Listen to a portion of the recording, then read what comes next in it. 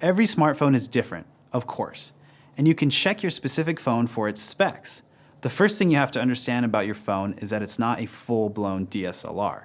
Chances are it will be under 16 megapixels. It's automatically a mirrorless camera, and most phones are married to the lens that's built in as a default. Let's go over some capabilities and non-capabilities of your smartphone camera. Size. It's small and you will be able to carry it with you anywhere, and most places that don't allow you to bring in a large camera will allow you to bring in your phone. The lens.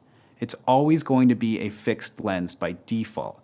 You can buy extra lens attachments, but usually what you have on your phone is what you got to work with.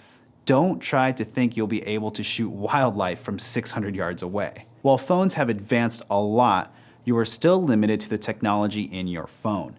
Some older phones will have smaller megapixels, while some of the new fancy phones will have upwards of 12 megapixels, which is plenty enough to print a decent sized photo. Maybe not a billboard, but a 12 megapixel shot is a lot of resolution for something that slides into your back pocket. But remember that all pixels aren't created equally. A 12 megapixel photo from your smartphone might not be as good as a 12 megapixel photo from your DSLR, depending on the size and quality of the sensor. This is one of the most limiting factors that I've had with smartphones. To set your exposure on your camera phone, you simply tap where you want the exposure to be, and on some, you can move the brightness up and down as you look at the screen. It's pretty much auto. You won't need to select an ISO, an f-stop, or a shutter. This is great for quick snapshots or someone who doesn't want to deal with all those manual controls. But you lose a bit of artistic control when you're married to what the phone decides as a correct way to expose. At the time of creating this class, most phones are not the best at shooting in low light.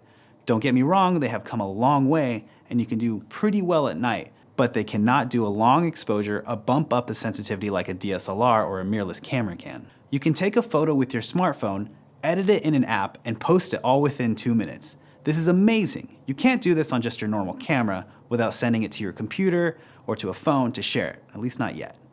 Editing in an app has never been easier. It's one of the best things about a smartphone. By understanding these capabilities and limitations, you now know the pros and cons of using a smartphone. So get out there and shoot.